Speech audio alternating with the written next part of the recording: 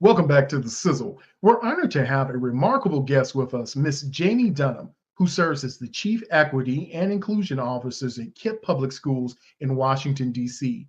Jami is not only a seasoned educational leader, but also a passionate advocate for diversity, equity, and inclusion.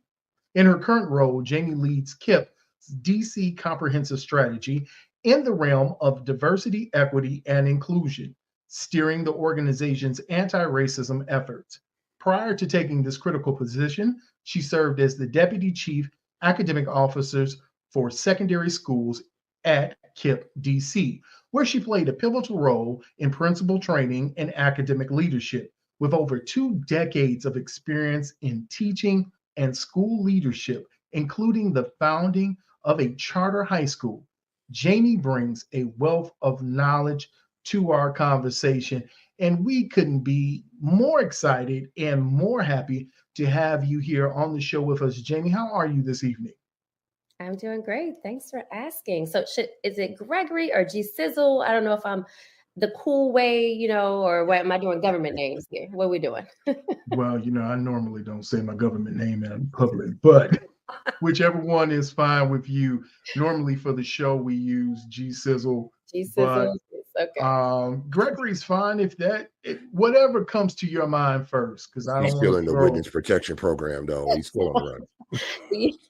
Well, it's hard to be in witness protection with all these colors on. I'm just going to tell you that right now. It's bright, and they will see me coming a mile away. But whichever one you want to use, so whichever one's good for you. All right, I will. I'm almost always a rule follower. Every once in a while, I'll push the envelope. So I'll go with G Sizzle. Plus, look out. Youthful. I say G Sizzle. That feels nice. That's right. Now, as the young people say, now you're relevant. Right. So now we can go ahead and have this conversation. So let's start it off with Jami. For our listeners, those who don't know, would you share with our listeners what it is and what DEIA is and why it's important currently in our world and as what we go through in our daily life?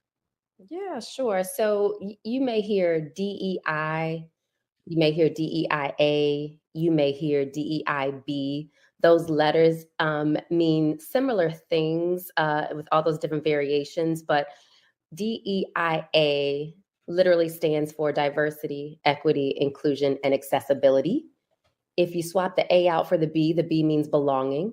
All of those letters together are a framework that organizations, corporations, communities can use to really create safe, supportive, thriving environments and explicitly addressing inequities. And so we're talking about historical inequities, current inequities that are in our society. And so it's a framework to be able to create particularly work environments that are fair for all people, eliminating the disparities and outcomes for marginalized groups and communities that have been and continue to be oppressed. So we're talking about communities of color.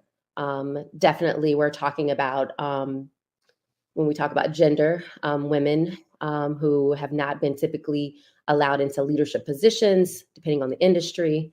So that's what that means. It's a framework to continue to be committed to just treating all people with love and respect and with fairness so that they can thrive. It's really important, I think, to continue because, I feel like there was sort of of course, celebration when we had, Obama in office, right? But that wasn't the end of the work. The fact that we were able to elect a Black president, or the fact that we now have a Black vice president, a female, which is great, my soror. But this work is important because we still live in a country where racist and inequitable systems still exist. The culture we live in perpetuates all the mindsets and the behaviors, all the processes, the policies, the legislation that keeps certain groups in positions of power and certain groups at the margins. And that's harmful. And it's systemic. It's been happening since the birth of this country. And so that's why that work is still important. Hundreds of years of systems at play that have resulted in outcomes that are so desperate that we need to continue to work on DEIB, DEIA for, I think, as long as I'll be alive and generations to come. So the work that I do specifically focuses on anti-racism because there are lots of inequities, but race compounds all inequities. And so the work is not limited to race, but we have to name it. We don't like to do that in this country. We don't like to talk about race. Or we feel like we talk, some folks feel like we talk about it too much. Everything is about race, but it is because racism compounds all other inequities. And so we know that privilege and power is given to folks that are white, in terms of gender that are male, in terms of religion that are Christian, in terms of sexuality that are heterosexual. So we have all of those identities in which there are groups that are in power or groups that have privilege and groups that have been marginalized or oppressed. So it's complex, it's deep. And so this work is important still because of all of those things. Well, let me ask you this. In light of where we are right now, it is the 60th anniversary of the Civil Rights Act. Yeah. How do you believe that Dr. Martin Luther King's vision and legacy continues to impact society today and currently? Yeah, I remember as a fifth grade teacher over 20 years ago, I loved being able to share with my students the audio of Dr. King's speeches. I mean, his voice is just so soothing, rousing, it's spiritual, right? And I liked sharing some of the the speeches that are not as popular, but that always brought me a lot of joy, just making sure that I was able to share just his story and his impact. I think today, 60 years later after the Civil Rights Act, his vision and legacy still continues to impact our society. Whenever we see leaders standing up with love and addressing hate with love, when we see folks being courageous in the face of challenges, when we see hope and inspiration, confronting fear, I think that's when we see his vision and legacy that still exists, because I think he really reflected those things. I think, and we forget, he was young as he was leading. He was very young. And so when we see young people stepping up and leading, I think that's a reflection of his vision and his legacy that still impacts us today. He was a beacon of light. And I think that we all are still looking for inspiration. And so when we see those folks that are providing that same type of inspiration today, that's I think where we see his legacy. So when we see people actually reaching across differences, he was someone that was able to gather groups of people that didn't all have the same faith, that didn't all look alike. So I think his legacy and his visions still exemplify today when we see that kind of leadership as well. Jami, I remember when the push for the MLK holiday was going on, and Dr. King's name was on the tip of everyone's tongue at that point in time. We saw what was going on in Arizona at that point in time when they didn't want to celebrate the day. Can you talk a little bit about, though, now that MLK Day is here, for some people in our community, we think that we have arrived. And it was interesting today. I'm also an educator. And recently today, we were talking in my classroom as we get near Martin Luther King Day. And it was interesting to see that my students weren't as akin to be knowledgeable on exactly what was the day's all about. They looked at it just, it's another day I'm getting out of school. And so now I'm looking at it from that standpoint. Has Martin Luther King Day now become like President's Day? We don't really understand what's going on with President's Day. It's just another day out. Can you talk a little bit about the consciousness and what we can do as a people to make sure Martin Luther King's Day does not just become another holiday? Yeah, I think that's a really great question. It makes me also think about, kind of the shift in Black History Month as well, where, we are used to certain people being celebrated, but there are a whole list of other folks that never get acknowledged. I think it was a hard fought battle to get this holiday. I think that we have access to a lot of information, but for some reason we are not learning as much as we all need to. So I think, and kudos to you for being an educator. I think we can't settle for the advantages we have been able to garner, because there's still so much work to be done. So I think this holiday can be a reminder of what is possible and a reminder of how much more work we still need to do. What I've seen in some of the schools I've been connected with is the day being connected to not a holiday in terms of being able to sleep in and not go to work, but a day that which we serve, because that's what King's leadership was about. He was a servant leader. So I think being able to connect the holiday, the day, to how we need to move as a people to continue to generate change will be really important to continue to keep us focused on why the holiday was created in the first place, to really honor someone who reflects a lot of the ideals and principles that we still need to hold on to. Could you give us a couple of minutes just on your early history a little bit about what drove you to become an educator? Yeah, thank you for that question. I, as a child, thought I was going to be a doctor. I knew I was going to be a doctor. I really loved working with kids, so I thought I was going to be a pediatrician. So when I went to school, I chose Howard as one of the as the school because of the high rate of African Americans that go into med school from Howard, and so that was my plan, and it was solid, and that's what I was going with. And once I went to college, I realized that I did not love science in a way that I wanted to continue, but I didn't know what else would I do, because I'd always said I was going to be a doctor. Now, mind you, my mom had been a teacher. I saw her as a kindergarten teacher. I saw her go back to school, get her graduate degree, become a counselor, a school counselor. So education ran in my family, but I never considered it. Although I had been a tutor, I'd always worked with young people. I had been a coach. So I should have paid attention to kind of those breadcrumbs. But what happened for me that really drove me towards my purpose and my journey where I am today, literally was a moment in which God spoke to me. And I was, I want to say, miserable in every science class at Howard University. And I was walking across campus one day. I had added French as a major because I was like, let me take some classes I like. I got to take these science classes because I'm pre-med, but let me add French because I just like French. I always liked languages. I'd been taking that language for a long time. I was walking across the yard and God said, you need to teach. I know that's not how he speaks to everybody, that he has never spoken to me in that plain way since then. He's spoken to me in other ways, but that literally is my story. Like, God just said, you need to teach. And I was like, okay.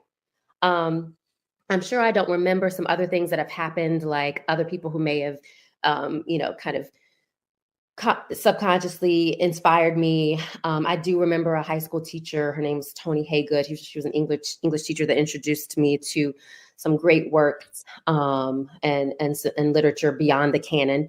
And so she was definitely a role model. But yeah, that moment for me was spiritual, and that God told me that's what I need to do. Now, I also remember going into my first intro to teaching class, my first education class, Professor Hinkson. And I remember sitting in that class, and this is dramatic, but it felt to me like, in a movie when it's like the heavens part and it's like, oh, and it's like, I was like, this is where I need to be. So I remember that feeling, and I'm sure the heavens didn't part and there was no music or whatever, but I really felt it in my spirit. I was like, this is exactly where I need to be.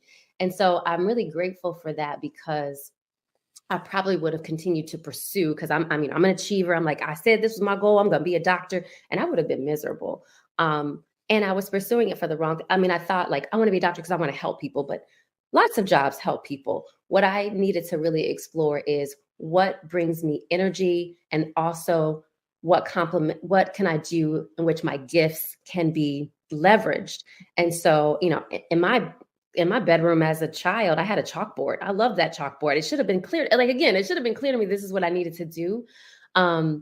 But that first education class, that just sealed the deal. I was like, oh yeah, this is what I need to do. Now I'm not going to make no money, but that's okay. I'm going to be happy and doing what I'm doing. It's done out of love. It's done out of love. Yeah. So and then so I finished at Howard, and I minored in elementary education and majored in English and French. And then I loved every minute about teaching. I moved from teaching and I've always taught and worked in DC schools, and always wanted to serve in communities in which there were Black and brown children who were being centered, their identities being centered. And so as a teacher, I loved it. And then I just wanted to have greater impact. So my big dream was, I want to be an elementary school principal, so the entire school can be like this great place, and I want to impact that. And so that was what the big dream was. And beyond that, I was able to do some things. God had an even greater plan for me. And so I'm just really, really grateful for that. I can't imagine doing a job every day and having done it for 20 years and not being passionate about it, not feeling like it's a part of my purpose. So I'm just really grateful that it did happen as early as it did, for God to say, this is what you need to do. As we talk about principles, Jami, and things that we need to hold on to, when we talk about DEI and inclusion, how do these principles all merge together? How do they mend together? How do they meld together to make a tapestry? Let's just say a tapestry for education and for young people, but not just young people, but for adults also. How do we bring all these elements together so that DEI is something that is inclusive in our daily walk? Yeah, it's been helpful to think about this work in terms of the four levels that are going to always be at play in our society. So when you think about levels of racism that we see, or levels of any inequity that we see, in order to change, we have to address all four of those levels. So the first level being personal level, so those mindsets and beliefs that folks have as individuals. And then the personal level impacts interpersonal levels. So we're talking about the relationships amongst folks. And then when we think about organizations, we're talking about the institutional level. When we talk about institutions themselves, like education, government, religion. And then the fourth level is that systemic level, or that structural level, where institutions are working across systems. And so in thinking about how to merge all those principles, I think about how we address each of those levels with the work that we do. As an example, we need to learn together some new knowledge, new concepts on the personal level, and doing that self-work. And in doing that, then apply that to how we relate to other people, that interpersonal level, and then use that to figure out what policies need to change within our institutions, and then figure out across those institutions, education and healthcare, how can they both, those institutions both work together to be able to garner greater outcomes for particular groups of people. So how can education impact maternal health care? Right now, we know that Black women still continue to suffer in terms of maternal health care, the number of Black women that still die in childbirth. And so we think about those, all of those levels. I think the guiding principle across all those levels is, how do we show up in love? I mean, that's really what this work is about love, because at the root of everything that we do, we're talking about this is human work. And so human work, humanity, is all rooted in love.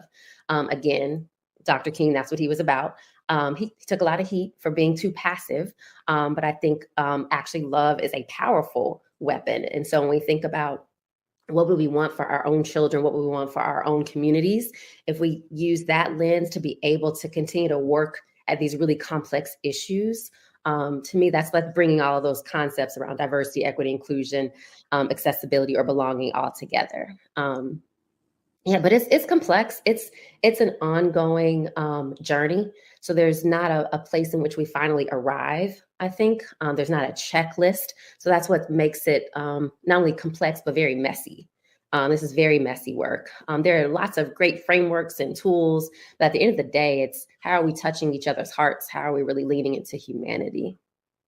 Jami, I'm looking at the overall construct of the Black experience now in the United States. And I think a lot of media has the ability now to shape how we see ourselves. Can you talk a little bit about how can we reshape our own viewpoint of ourselves? Because I think a lot of times now we are separate.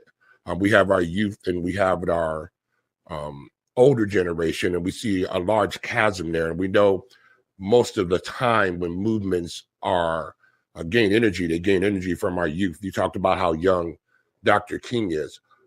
What can we do about connecting those who are disconnected? Now, we know a lot of our young Black people, especially those who are in college, still get connected with the Black experience because they're being taught. But what about the rest of our youth out here that might not have that college experience, who live that day-to-day Black experience that we're trying to shape and mold? How do we, as a group, get those people on board? Because I think there's just a big disconnect between the two.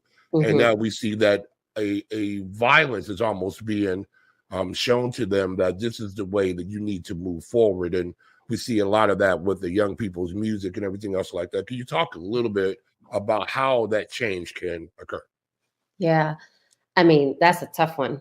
I think where that comes from, or where that challenge comes from, is that in this country, Black people have always been presented as a monolith. There's only one way. There's only one way to be Black, or you have that one profile of the Black actor that's going to get the role. This is what it means to be Black. So I think, and I went to an HBCU, shout out to Howard University. My husband and I went to Howard. We have a son there, a freshman there at Howard. So some of the criticism I know I got, or questions even from my own community, was, why are you going to an HBCU when everybody's the same, right? And there's so much diversity in terms of my experience at HBCU, in terms of diverse perspectives, Black folks from all over the world coming together, Black folks that have different interests, right? And so I think that's one problem, is that we present what Blackness is and the Black experience in just one way. And so I think we have to reshape our mindsets about what diversity means within the same racial group. I think at the root of what motivates anybody, a young person, older person, is we all want to feel seen. We want to all feel validated.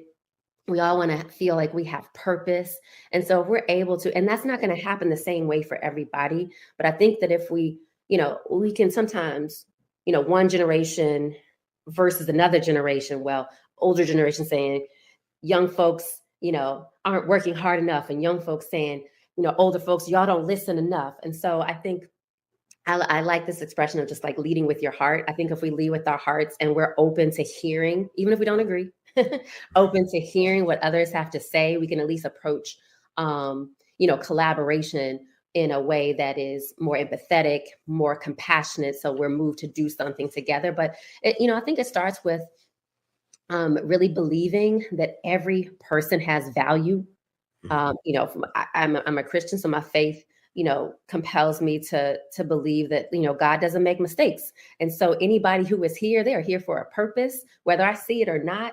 I need to know that and believe that, and really be able to, show some of those, again, some of the things that we saw Dr. King, he showed perseverance and patience, and some of those things we need to, continue to show to one another. We have to be patient with our young folks as they figure it out, because we had to figure it out too.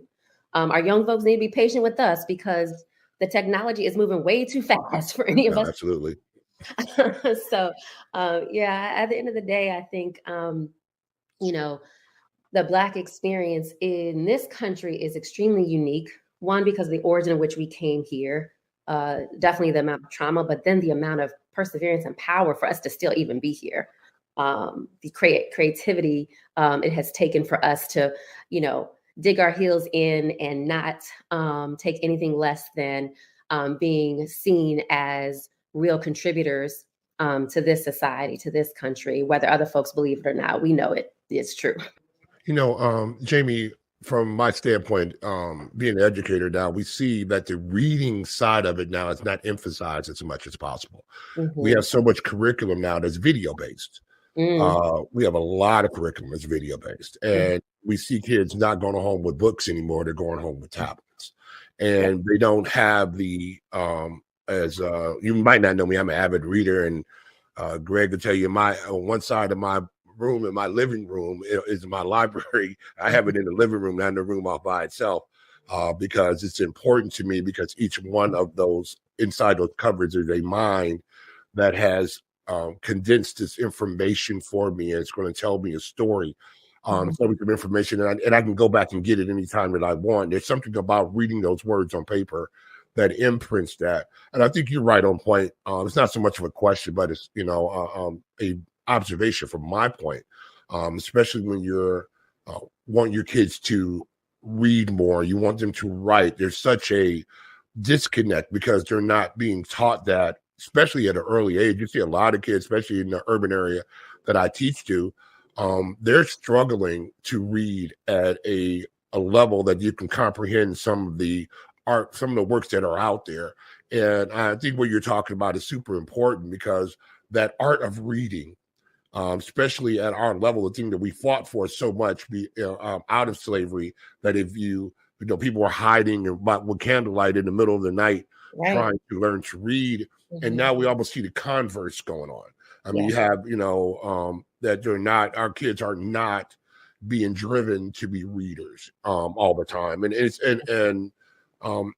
sort of sad a little bit because of the things that they're missing out on. I believe they're missing out on. If there was a way, I think that's the genie I would want somehow to rub the lamp and get that out, just to make our kids become better readers. I think that's one of the most important things out here, because when they go out to communicate in the world outside of their own, sometimes they're at a disadvantage. They can't write cursive or read cursive now. Just, a lot of things like that, it gives them a disadvantages. And I think this is important with you, especially when you talk about reading. Reading, when I was growing up, reading was fundamental. Right. And it's not so much now. And I see that from that standpoint when you're trying to make them read and try just to get them to enjoy reading. So, yeah. And it's hard. I mean, like different, certain folks are really analytical. And so certain parts of the brain, really make them tick, versus another person may be more verbal. When I was a principal, one of the things we tried to do to build this culture around reading being cool or reading being fun was, every adult posted, like, this is what I'm reading right now, right? So kids do what they see modeled. And so as adults, whether you're a teacher or not, as a parent, as a community member, as an uncle, if we are reading, I think our kids seeing that is super powerful. I'm okay with the videos. I think just videos is hard. Like the video that sparks the interest to then learn more about that topic or learn more about that person. And then from the video, then I'm like, ooh, I want to now get this book about this thing, right? Yeah. I think it's just so powerful too, because in reading, in that process, you do become a better writer. And how many of our young people will be amazing writers, will be amazing authors. So I got to see during the pandemic, my husband take this journey. He had been someone early on in school that struggled, had dyslexia, a speech impediment.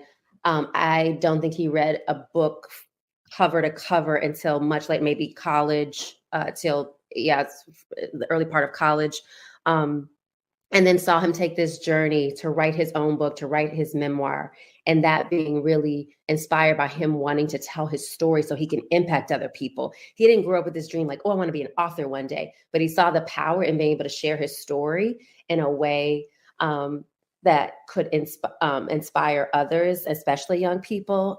So seeing that journey, I just, have been able to see, as a teacher, as just an avid reader and lover of reading myself, and then watching my husband, his journey as an author. I mean, I just see how powerful books are on every angle.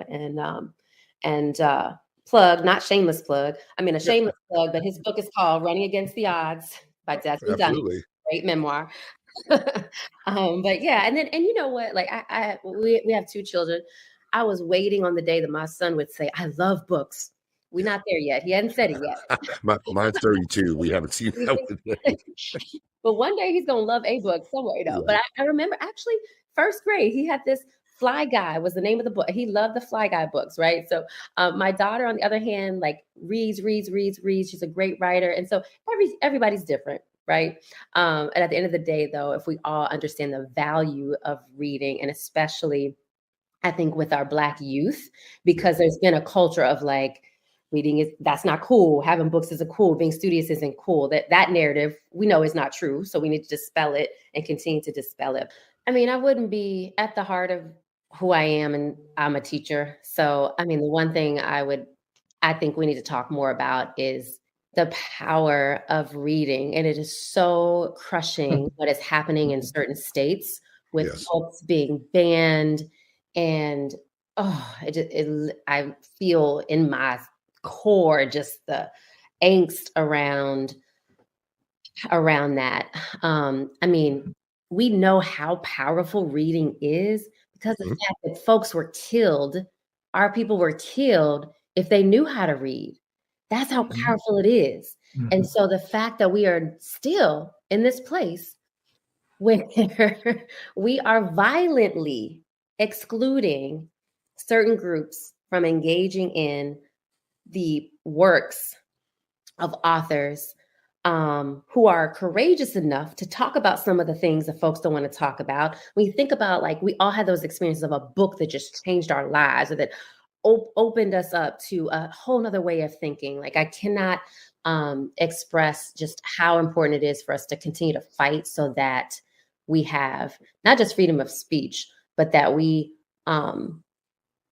absolutely rebel against any legislator who wants to ban the works of the creative folks that are trying to pour into this society in a way that's going to impact our young people to be able to change this country for the better, this world for the better. So it just burns me up that we are in this place.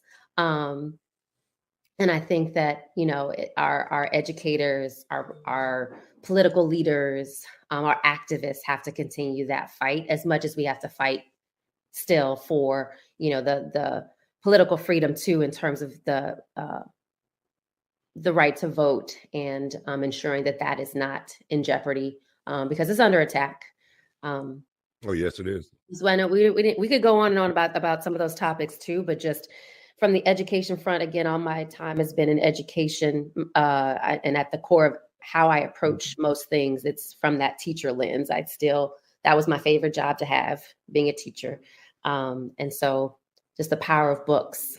The power of books. Yeah, we cannot stop fighting, because what I'm seeing right now happening in certain states it's appalling, and it's scary. Since we're talking right now, and we just talked about the young people, they use technology. They use technology in a way that we never knew how to use technology. I remember when I first went to Knoxville College, we had one Apple computer in our computer lab. And I was just saying that was, and it was in the writing lab, and you had one Apple computer, versus now every child has a computer or some type of high-level processing in their pocket. Yeah. Or on their wrist, in their hand. How do you now use DEI with the technology that's around you to help make it inclusive for all those who are tech literate and maybe those who are tech illiterate?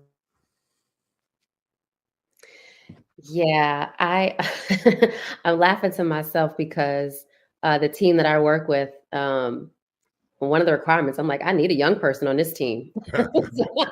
I know my strengths, and so I need a young person on this team. But yeah, I think in order to make sure folks are included, I mean, one, technology can help with that. I know during the pandemic, we were able to do a lot of work virtually. We brought in some amazing thought leaders in this space. Dr. Ibram X. Kendi, who wrote, you know, so much about anti-racism. We were able to bring in Jason Reynolds, the amazing author of books that center the identities of our Black youth. And so, you know, we may not have been able to fly those folks in during another time, but we were able to Zoom them in, and they were able to speak to and share with a group of 1,000 educators, all with just, you know, a click into the link. And so I think technology, the right platforms, young people being patient with us, learning, us being open enough and vulnerable enough to ask questions like, how do I do this? What's the way? So I think, we all have each generation has a responsibility so that we can continue to grow together. And I think technology can be used as a tool to continue to promote the agenda in which we know is important around diversity, equity, and inclusion. It's hard though, keeping up with technology, I'll tell you. Yeah, it's one of these things that technology is moving faster than we can learn it. Absolutely. And we see with the AI boom now, and we're in the infancy of this.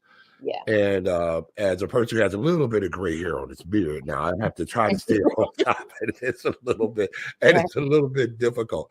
Jami, do you think that this new generation that we have coming along now, I'm always amazed with the YouTube shorts. It's like now we have a 1 minute, 59 seconds of time that we can allot for each message to get out. And it's like the messages are becoming almost like billboards now. Beforehand, we had opportunity, especially like this, that we could have times where we can just communicate with each other in an open format, and people can come in like voyeurs and listen to what's going on. And we think that we can push these things that need to be said out in a longer format. Yeah. And it seems like it's just the opposite. Can you talk a little bit about just messaging? How can we, especially through your group, how are you outreaching to message to this generation now who they say, they always want to label, you have ADD and this, that, and other, so forth and so on, which I don't believe that. I just believe there's so much information coming to these young people now. We never had that before. Beforehand, we had a phone at home. We had to be at home and trying to figure out how to answer an answer machine. And I still have messages on my answer machine right now. Can we talk a little bit about this messaging from your standpoint, how you guys attack that a little bit? So Jay, you still have a landline in your house? I do. I have a rotary phone. I'm still trying to dial. I get stuck on 9 and just keep going around and around and around. Some things we just don't want to let go of. I get it. No, so actually one of the first letter in DEI, right? Diversity. So I think in terms of messaging, we have to have diverse modes for messaging. And thinking about the audience we want to message to, we have to include those folks in how we do it. I think that's one of the things we've learned in history is that, a certain group says there's a problem, and so they solve the problem for everybody else. Yes. They can solve their own problems if you create the conditions for them to do that. And so as we think about, how can we reach young people? I need to ask young people to help me figure out how to reach the group that they are a part of. And so I think the messaging has to be diverse. The messaging has to include those who are part of the intended audience. And then you're right. I think those little shorts, and I like them sometimes for little quick pick-me-ups, but there's something about, going deep around an area that is enriching. And I think the little sprinkles of those little shorts allows you to have some breadth. And so I think about, there's power and value in both of those methods. One, all shorts or only kind of the long versions, I think provide some limitations and allow us to be like maybe a little bit more narrow in terms of our perspectives. Mm-hmm. I am one of those ones, like I had a Kindle and I know there are audiobooks, but I love to just turn a page in a book, right? And so, but there are times when like somebody sends me something electronically, I need to like click through that. And so I think, just the diversity and how we message, we may have a preference or a style, but we can't, I think, limit ourselves to just one way. And like you said, it's moving so fast. As soon as we learn one way, there's a new way that's going to come about as well. So, I think keeping, and as leaders as well, we can't keep people around us that are just like us. We have to have some diverse perspectives, folks from different experiences that are part of the team that we're a part of or leveraging in order to make change. And I think Dr. King, back to kind of where we started, Dr. King did that well. He had not just clergy around him. He had entertainers around him. He had other, not just folks from the South. He had folks from all over the country, all over the world that he collaborated with and that he connected with. And so I think that's an example of kind of our approach as well to continuing to message to a broad audience. Jami, as we move through this new year, what advice would you give to our audience in terms of expanding their knowledge base and their commitment to DEI and the DEI principles? I think what we tend to do sometimes when we feel harmed or oppressed or feel like things aren't right, we want to point the finger at other folks. In this work, I have found that the place to always start is the self-work.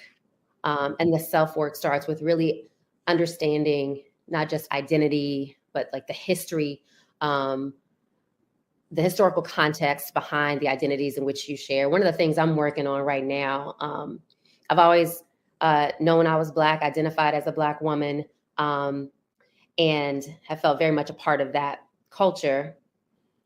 However, I'm working on also owning my Native culture as well. My family's Chickasaw.